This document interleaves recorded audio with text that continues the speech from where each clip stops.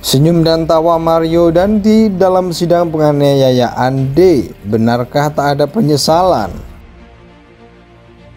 Saudara melihat ada mereka main gitar? Saya ngeliat. Lihat. Main di mana?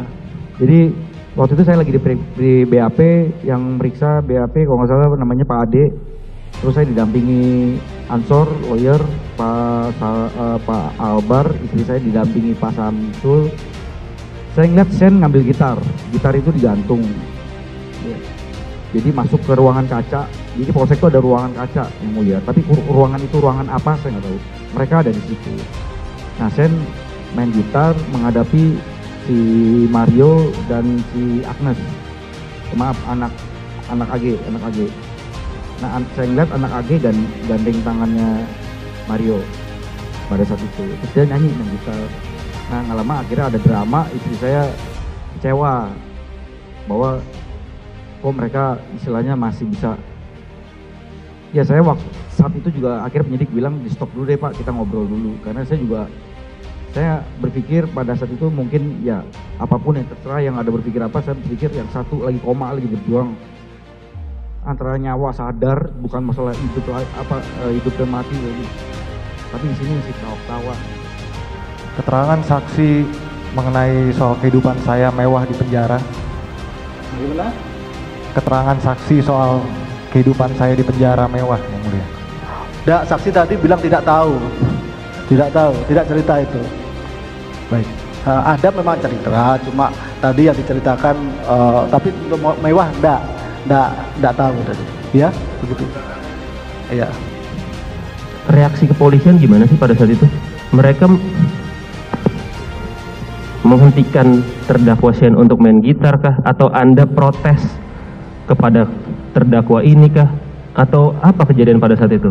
Jadi saat itu saya bilang gini, kok bisa ya Pak main gitar begitu? Ngomong sama siapa? Sama yang ngetikin itu. Sama yang ngetikin penyidik yang sedang mem-BAP saudara? Iya. Lalu reaksi penyidiknya? Diem aja. Anda nggak? Saya cuma diinfo sama pengacara saya, udah Ibu jangan menghadap ke sana. Jadi kan ini kan ruang kaca ya Pak. Jadi saya disuruh buang muka ke sini. Gitu. Karena kondisi saya waktu itu jujur saya nangis karena saya lihat apa yang David rasakan. Saya merasa itu anak saya. Ya maksudnya benar yang tadi Pak Hakim bilang, teman anak kita adalah anak kita gitu. Apalagi saya tahu kondisinya David kan dia divorce, jadi kan tidak ada, maksudnya kurang kasih sayang ibu itu. Saat itu kan saya nggak tahu kalau ibunya, maksudnya mereka baru menikah kan saya nggak tahu saat itu posisinya. Jadi kok bisa-bisanya gitu. Dia tahu yang disiksa itu masuk rumah sakit. Minimal menunjukkan muka menyesal deh. Kok masih bisa main gitar dan ketawa-ketawa, senyum-senyum, gandengan tangan, mesra-mesraan. Itu nggak maksudnya hati nuraninya kemana? Gitu loh maksud saya. Perlakuannya dari penyidik itu seperti apa pada saat di polsek itu? Memperlakukan seperti memang ini ada dugaan tindak pidana, ini terduga pelakunya, jadi memang harus ada atensi khusus, atau memang ya dibiasain aja? Iya dibiasain aja, soalnya anak pelaku juga keluar masuk ruangan itu kayak emang tamu biasa gitu, nggak kayak orang yang dalam proses hukum diperlakukan gitu, menurut saya ya. Salah satu terdakwa kasus penganiayaan anak D yakni Mario Dandi Satrio beberapa kali tertangkap mata tersenyum selama proses hukum berlangsung. Wajah penyesalan nyaris tak pernah terlihat dari wajahnya.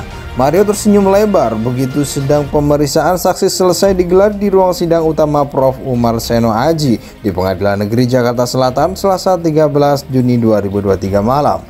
Pengamatan Kompas.com momen itu terjadi setelah Ketua Majelis Hakim Alimin Ribut Sujono mengatakan bahwa sidang lanjutannya pada Kamis 15 bulan Juni 2023. Saat itu Mario masih bertahan di dalam ruang sidang utama sambil berbincang dengan penasihat hukumnya. Setelah itu Mario tampak tersenyum lebar selama hampir kira-kira 2 detik. Namun setibanya di pintu keluar, kepala Mario tiba-tiba tertunduk. Ia bahkan langsung membelakangi wartawan yang menyorot wajahnya. Tertawa kecil di ruang sidang. Sebelumnya Mario juga tertangkap kamera tertawa saat mendengarkan kesaksian Natalie Puspitasari di persidangan.